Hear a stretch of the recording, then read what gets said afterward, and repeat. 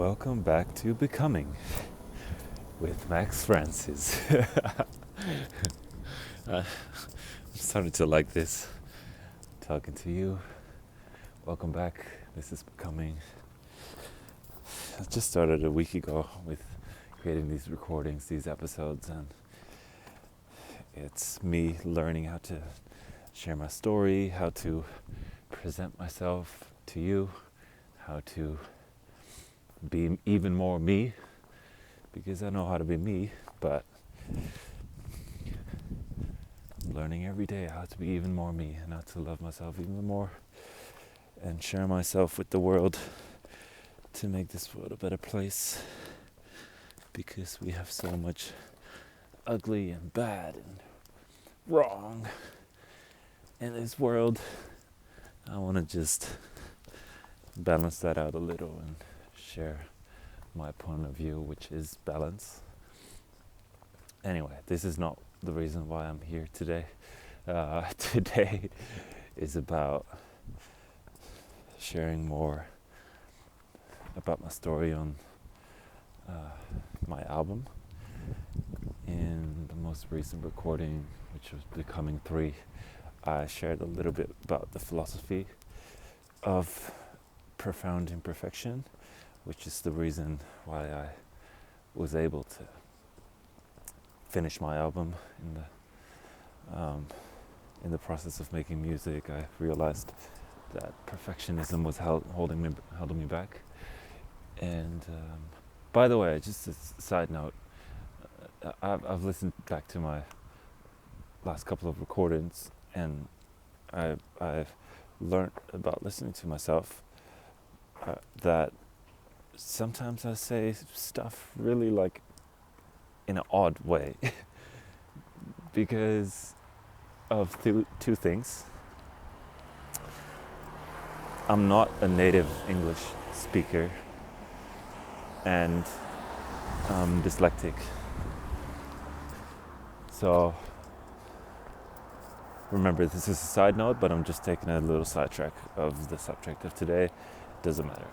It's all embraced into this world of imperfection. It's the era that I'm in right now.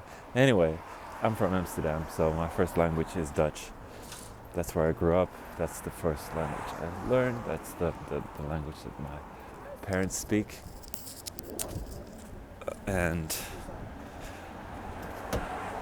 very early on, when I went to school, I got presented the English and learned how to write English, how to spell, how to speak, and I've had English classes throughout all my school life, basically, and so I understood everything. Also from like listening to a lot of movies and music, obviously, seeing movies, listening to music, and playing video games. So I had a basic understanding when I was a teenager, but then I started getting some English friends when I was in my 20s, and at some point I moved to Australia. I went in, first I did an internship in Australia for a couple of months, 2 months, and then 2 years ago I moved to Australia, to Sydney, to live here, and now I speak more English than Dutch. But I'm still a Dutchman, and I'm still dyslexic. I don't think I've ever said that for the past 20 years or something like that I'm dyslexic to anyone, because it was only a thing when I was in primary school and I got diagnosed with it, and I was in like a special class to get better at language and stuff.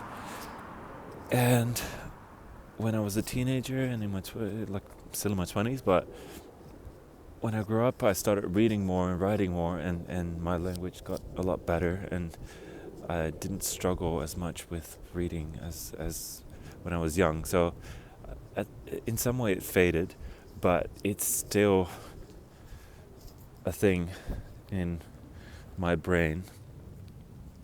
um, and it's the reason why my English is has flaws. I can only imagine like English people listening to this and hearing stuff, um, and and and they'll say like, "Huh, what the hell?" Like, I don't fully understand what he's saying here because I'm like the thing for me, I just want to get the point across. That's the most important thing for me. I know that my English is not perfect, and that I have that I say things that are quite odd. An English person wouldn't normally say this, um, but I just want to get the point across, and I know that I'm confident in that my point is getting across in what I'm saying. Sometimes it's just weird, it sounds weird, and it's not perfect, but whatever. So I just wanted to tell you that like, just bear with me, I guess, is what I'm saying. If you're listening to this and you're like, what the hell is this guy doing with his language is weird. Like, he sounds like sort of American but also Australian, but he has also like a weird accent. He might be from Germany or Holland or whatever. So that's what I am. I'm from Amsterdam. Dyslexic, whether it's a little or a lot, I don't know. But that's why I speak the way I speak. And yeah, as I was saying at the start of this recording, I'm doing this now, like I'm sharing myself, and in sharing myself, I'll learn a lot about how I speak and what vocabulary I use and how I want to present myself, and it'll get better over time. And my goal is always to get my point across. Fun fact about me as well is I studied communication after my music production studies. Went on to do a bachelor of communications. Did that for 4 years. Graduated and everything. I disliked most of that study, but yeah, it's funny that my communication has flaws, but my goal and my end goal is to get everything I do, not just my music, but also my spoken word, to get to a level where I get every single thing across, and be great in my speech, so that I can be like Nelson Mandela or like Gandhi or like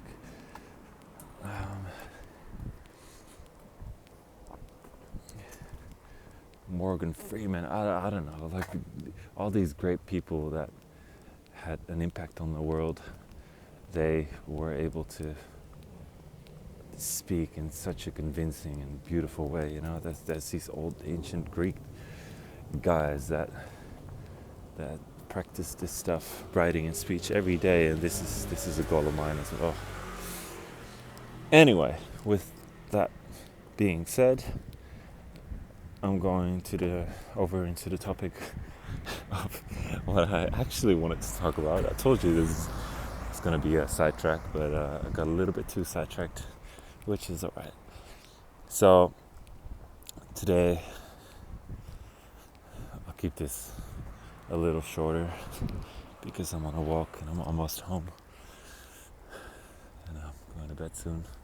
So the last episode was about the philosophy of profound imperfection, but now I want to touch on a little bit of the actual story of the album. because the philosophy is one thing, but it doesn't. I realized it didn't really explain anything about the story behind the album, which is it's a personal story. It's about me. It's about Max Francis, who got damaged and who got really depressed and who got really lost and lost himself, and finally after a lot of losing I found, I want to say myself, but it's not. I've met someone once that said to me, like, there's so many people saying they want to find themselves, but it's wrong to say because you're already with yourself. Anyway, this is just a random side note, but I lost myself. I found myself. This is sort of, in very simple terms, the story of the album.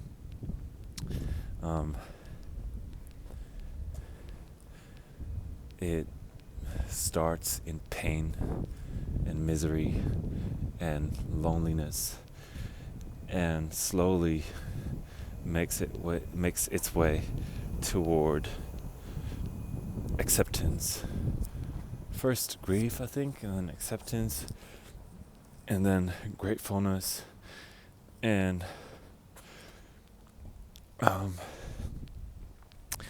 along the way in the near future I'll share a lot more about what those stories actually are in more detail, but that's sort of the story in a big line.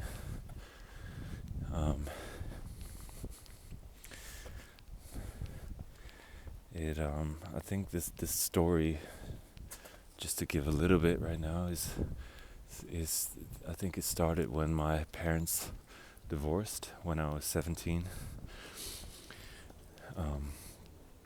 That's definitely where some of my extreme anxiety and depression and addiction started, because before that moment I was already like testing a little bit of weed here and there. In high school I got introduced to it. Obviously I come from Amsterdam, so every kid in Amsterdam gets introduced to it very early on, and same for me. I was very free in my childhood, so it was not difficult for me to hide that stuff from my parents, and I tried some stuff, and it was all beautiful and fun.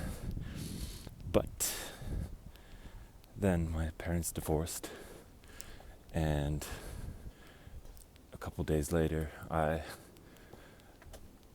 topped it up a notch and took ecstasy, which, looking back on it, was just a way to numb the pain and distract myself from the reality of my world crumbling down, and just to feel like I was on top of the mountain while I was actually deep down, and while I was actually supposed to be grieving and internalizing what happened around me, I was just not wanting to feel that, and distracted myself with drugs. It was really intense, that moment, and it was a beautiful, euphoric moment. In some way it was beautiful because I realized that my life was never going to be the same. And I know some people can relate to this, is that like when something really bad happens, in some weird way it feels beautiful,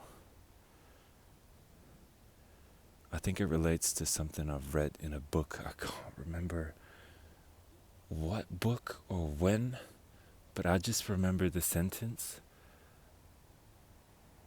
of, I think it was like a Japanese or Chinese writer that said somewhere deep down, every single person, like something along the lines of like praise or hopes, uh, that this is all gonna be over,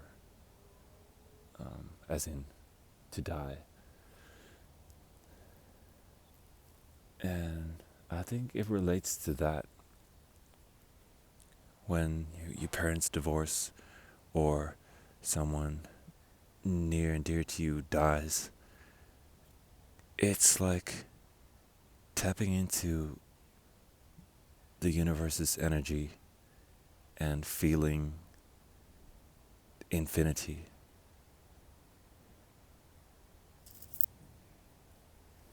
Because your whole world and everything you thought was real just stopped for a second.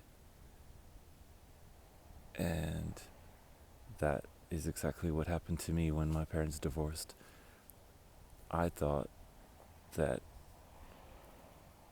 everything I knew before that moment was what I had, and I thought my life and my life around me was set in stone, and then it all came crumbling down in one split of a second.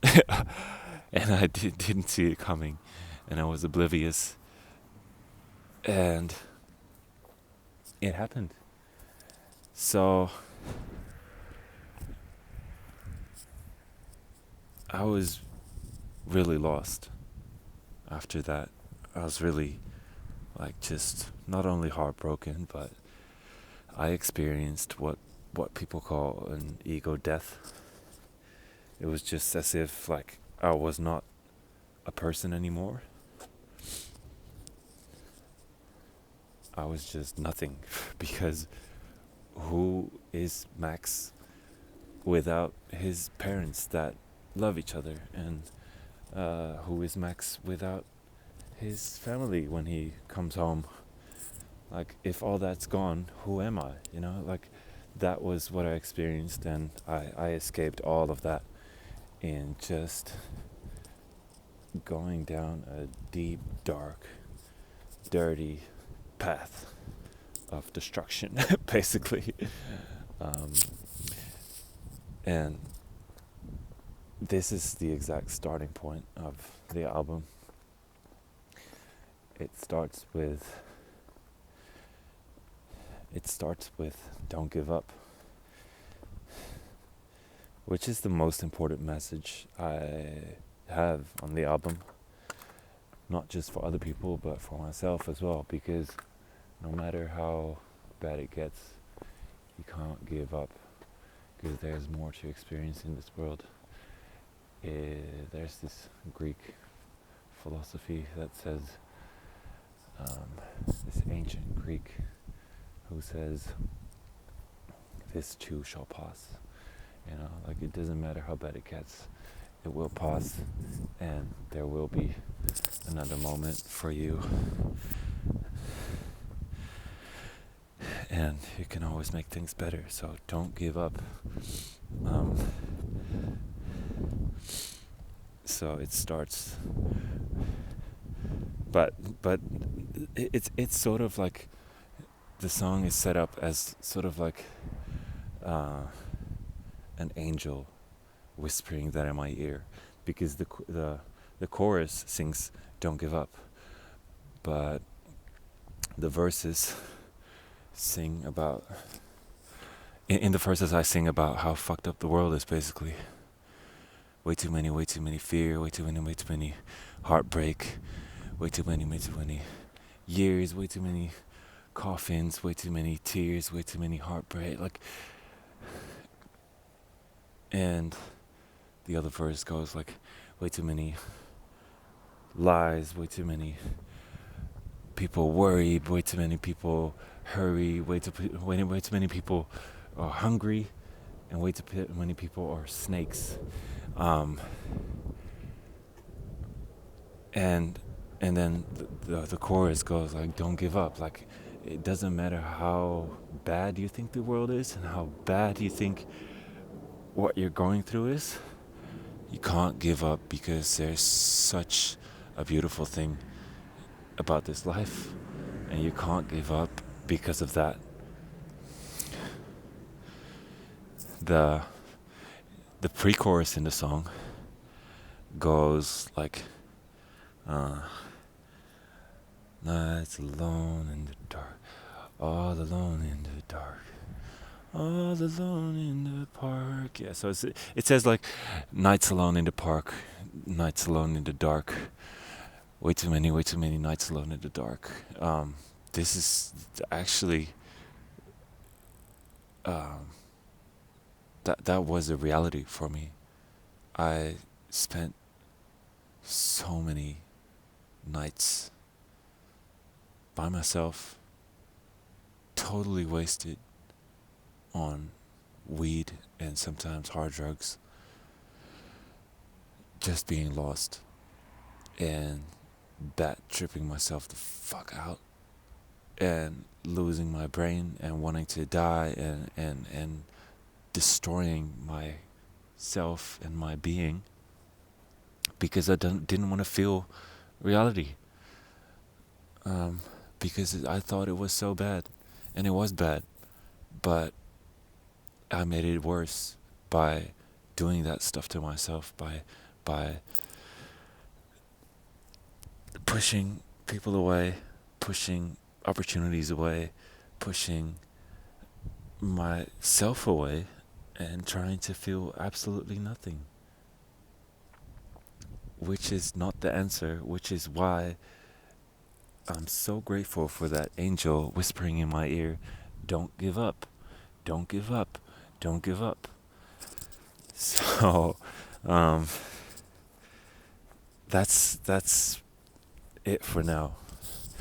This is where the album starts, and I'll share more later in the near future about other stories and how my story proceeds from that moment on, when my parents divorced, and how I developed as a weed addict and drug addict and alcohol addict and cigarette addict and sugar addict and all of it. Like, I was so bad. Anyway, eventually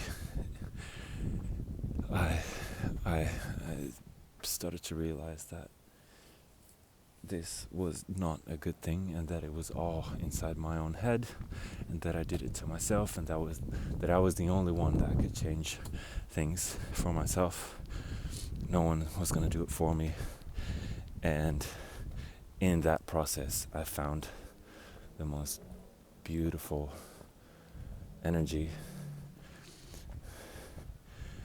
which is love and gratefulness and gratitude and goodness and honesty. So yeah, that's the process, that's the journey, that's the story of a body of profound imperfection, of how I crawled out of that shit hole and but found a way, which is why I've called my brand Becoming. I'm not there, I'm still living this life. I'm still crawling out of that hole. I'm doing very well. I'm doing great. I'm doing better than ever. I'm stronger than ever. And I say that with my chest. But I'm still becoming. I'm still working this out. I'm still learning every day. And this is this is reflected inside of that album as well. Like, it doesn't end on a note of like, this is the message of love, and I've found the formula and the way of how to live your life, and I know what I'm doing, and I'm at the top of the mountain now, and look at where I came from. This is not my story. It ends on a note of, wow, I'm actually way better than a couple years ago, and I'm actually doing well, and I remember everything that happened, but um, it doesn't define me anymore. What happened to me, I decide what I am every day by living my best life and being true to my word and taking actions in favor of myself and my people. And it's just all a lesson. The School of Life with Max Francis becoming. Oh man. I feel joy now that I said all this stuff about my past. It's tough to relive and to revisit, but it's real. It happened to me. Everything what I say is real, and honesty. And again, thanks for tuning in. Sending you lots of love, blessings, and hope from Sydney. What a beautiful life. Keep on going hard and never give up. Don't give up. You got this. Right. Bless you. Love you. Bye.